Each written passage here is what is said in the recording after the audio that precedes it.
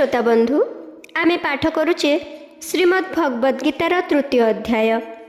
गीता निजर शैली अनुसार प्रथमे प्रस्तुत विषयर विवेचना करे, परे पालन करिबार लाभ और न करिबार क्षति विषय कहे एवं तापरे पालन करने आज्ञा दिए।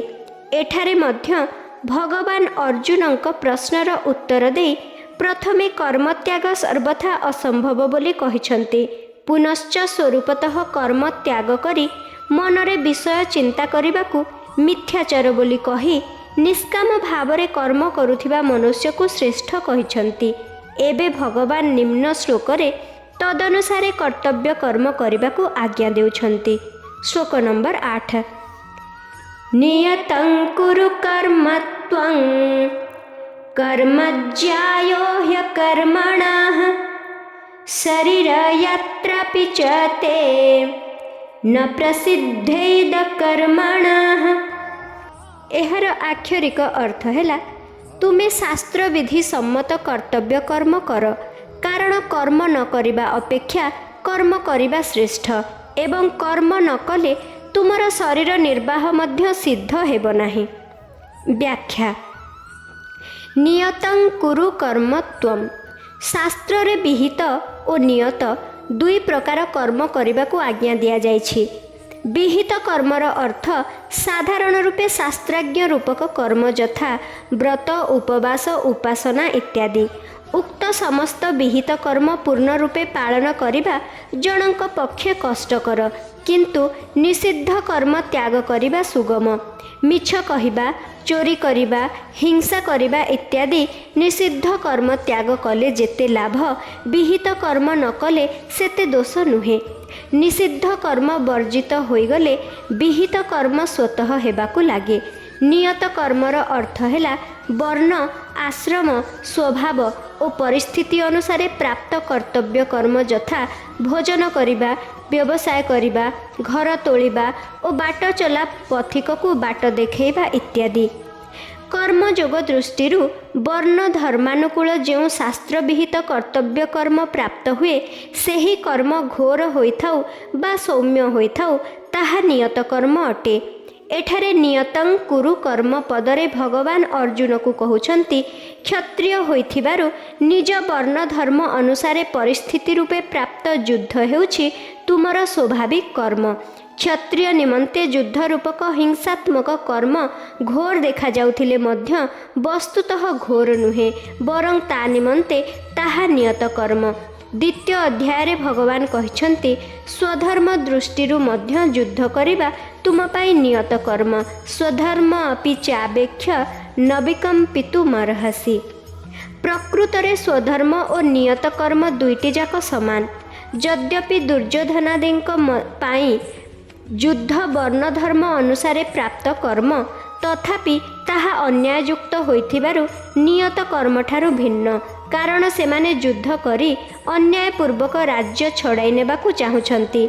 तेणु सेमानंकर ए युद्ध नियत तथा धर्मयुक्त कर्म नुहे। कर्म ज्यायो ह्यकर्मणः। एही अध्यायर प्रथम श्लोकरे प्रयुक्त ज्यायसी पदर उत्तर भगवान एठारे ज्यायः पदरे देउछन्ति। सेठारे अर्जुनक प्रश्न थिला जदि आपणक मतरे कर्म अपेक्षा ज्ञान श्रेष्ठ तेबे मते घोर कर्मरे काहीकि नियोजित करुछन्ति। उत्तରରେ भगवान एठारे कहउछन्ति मो मतरे कर्म न करिबा अपेक्षा कर्म करिबा श्रेष्ठ। एहीपरि युद्ध रूपक घोर कर्मरु निवृत्त हेबाकु अर्जुनंकर विचार थिबा बेले युद्ध रूपक नियत कर्मरे प्रवृत्त कराइबा हेउछि भगवानक विचार। एथिपाई आगकु अष्टादश अध्याय भगवान कहिछन्ति दोषयुक्त हेले मध्य सहज कर्म त्याग करिबा अनुचित। सहजं कर्म कौन्तेय स्वदोषम अपि न त्यजेत्, कारण ताहा त्याग कले दोष लागे एवं कर्म सहित निजर संबंध हो जाए। एणु कर्म त्याग अपेक्षा नियत कर्म करिबा श्रेष्ठ एवं अनासक्त होई कर्म करिबा मध्य आहुरी श्रेष्ठ, कारण एपरि कले कर्मर संबंध छिन्न हो जाए। एणु भगवान एही श्लोकर पूर्वार्धरे अनासक्त होई नियत कर्म करने अर्जुन को आज्ञा दे उत्तरार्धरे कहउछन्ति जे कर्म न कले तुमर जीवन निर्वाह मध्य हेब नाही। कर्म ज्यायो ह्यकर्मणः हेउछि कर्मयोगरे भगवानकर प्रधान सिद्धांत। एक कथा भगवान माते संगस्त्वकर्माणि पदरे स्पष्ट भावे कहिछन्ति, हे अर्जुन कर्म न करिबारे तुमर आसक्ति न हेउ, कारण कर्तव्य कर्मरु पछ घुंचा देउथिबा मनुष्य प्रमाद आलस्य और निद्रारे निजर बहुमूल्य समय नष्ट करिदेब अथवा शास्त्र निषिद्ध कर्म करिब, तद्वारा ताहार पतन हेब। स्वरूपतः कर्म त्याग अपेक्षा कर्म करी तहिरु संबंध छिन्न करिबा श्रेष्ठ। कारण मनुष्य कर्म करू बा न करू कामना बासना फलाशक्ति पक्षपात प्रभृति कर्म सहित संबंध स्थापन करि दियंती। कामना प्रभृति त्याग करिबा उद्देश्य कर्म जोग पालन कले सेगुड़िकु त्याग करिबा अति सहज होई जाए। शरीर यात्रा पिचते न प्रसिद्धेतक कर्मणः। अर्जुनक मनरे एही भाव जात होइथिला जे कर्म न कले सेथिरु स्वतः संबंध तुटिजिब, किंतु भगवान नाना प्रकार युक्ति देई तांकु कर्म करिबा पई प्रेरित करुछंती। सेही युक्ति मध्यरु गोटिए युक्तिर वर्णना करी भगवान कहउछंती, हे अर्जुन तुमको अवश्य कर्म करिबाकु पड़िब, अन्य कथा छाड़ कर्म न कले तुम शरीर निर्वाह मध्य असंभव होइजिब। जेपरि ज्ञान जोगरे विवेक द्वारा संसारर संबंध छिन्न हो जाए, सेहीपरि कर्म जोगरे सुचारू रूपे कर्तव्य पालन कले संसारर संबंध विच्छिन्न हो जाए। अतएव ज्ञान जोगी अपेक्षा कर्मयोगी को कौनसी प्रकारे छोट मानिबा ठीक नुहे।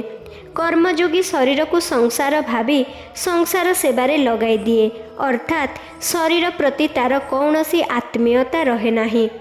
से स्थूल सूक्ष्म और कारण शरीरर यथाक्रमे स्थूल सूक्ष्म और कारण संसार सहित एकत्व अच्छी बोली मन करे, मात्र ज्ञानयोगी ब्रह्म सहित निजर एकत्व अच्छे बोली मन करे। एहीपरि कर्मयोगी जड़ तत्व सहित एकत्व अच्छी बोली मन करे एवं ज्ञानयोगी चेतन तत्व सहित एकत्व अच्छी बोली मन करे। साधना संबंधी किछि मार्मिक कथन। अर्जुनक मनरे कर्म प्रति अरुचि रहिछि, अर्थात तांक मनरे कर्म करिबार इच्छा नाही। केवल अर्जुन नुहंती, पारमार्थिक मार्गरे अन्य साधक माने मध्य प्राय ए विषय रे भूल करती। यद्यपि साधनारे सेमानंकर रुचि थाए एवं सेमाने साधना करुथांती, तथापि सेमाने साधनार प्रधान बाधक मन अनुकूल परिस्थिति अनुकूलता और सुख बुद्धि को मध्य रखि थांती। जेउ साधक तत्व प्राप्ति रे सुगमता खोजुथाए एवं शीघ्र पाइबाकु चाहुथाए, से वास्तव में सुखासक्त और साधना प्रेमी नुहे। जी सहजरे तत्व प्राप्ति चाहे ताको कठिनता सहिबाकु पड़े एवं जी शीघ्र तत्व प्राप्ति चाहे तार विलंब हुए। सुगमता और शीघ्रता इच्छा करुथिबा साधकर दृष्टि साधना उपरे न रही फल उपरकु चली जिबारु साधनारे नैराश्य प्रतीत हुए ओ साध्य प्राप्ति रे विलंब घटे। जहा हेउ पछे मते केवल तत्व प्राप्ति करबाकु हेबो, जहार एपरि दृढ़ उद्देश्य अछि तार सुगमता और शीघ्रता आड़कु दृष्टि जाए नाही। तत्परतार सह कार्यरत मनस्वी व्यक्ति निज उद्देश्य पूर्ण करिबा पई जदि अंटा भिड़ी लागि जाए, तेबे से सुख दुख आड़कु देख नाही। साधक कथा कौन कहिबा, जड़े साधारण लोभी मनुष्य मध्य दुख आड़कु चाहे नाही। प्राय देखा जाए झाड़ बाहरुथिले, भोक बा शोष लागुथिले, एपरिकी झाड़ा लागुथिले मध्य जदि किणाबिका भल चली थाए, तेबे लोभी व्यवसायी सबु कष्ट सहिनिए। ठीक सही लोभी व्यक्ति भली साध्यरे साधकर निष्ठा रहिबा उचित। साध्य प्राप्ति बिना शांति न मिलू, जीवन बोझ परि लागू, खाइबा पीबा आराम आदि किछि हेले भल न लागू एवं हृदय रे साधना प्रति आदर और तत्परता रहू। साध्य प्राप्ति करबाकू उत्कंठा हेले विलंब असह्य हुए सत, किंतु ताहा शीघ्र प्राप्ति हेउ एपरि इच्छा हुए नाही। उत्कंठा और शीघ्र प्राप्तिर इच्छा मध्यरे प्रभेद अछि। आसक्ति पूर्वक साधना करुथिबा साधक साधनारे सुख भोग करे ଏବଂ ତହିଁରେ ବିଳମ୍ବ ବା ବାଧା ଆସିଲେ ତାର କ୍ରୋଧ ଆସେ। ସେ ସାଧନାକୁ ଦୋଷ ଦିଏ।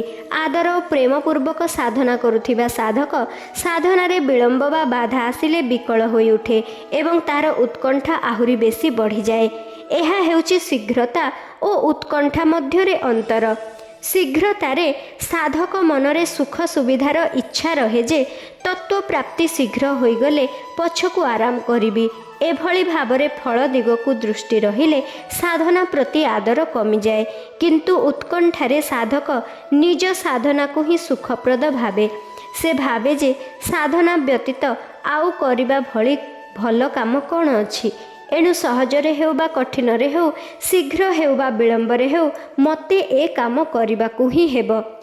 ସାଧନାରେ ତାହାର ପୂର୍ଣ୍ଣ ଶକ୍ତି ଲାଗିଯିବାରୁ ତାହାକୁ ତତ୍ତ୍ୱପ୍ରାପ୍ତି ଶୀଘ୍ର ହୋଇଯାଏ। କିନ୍ତୁ ଶୀଘ୍ର ସିଦ୍ଧି ଚାହୁଁଥିବା ସାଧକ ସାଧ୍ୟ ପ୍ରାପ୍ତିରେ ବିଳମ୍ବ ହେଲେ ନିରାଶ ମଧ୍ୟ ହୋଇପାରେ।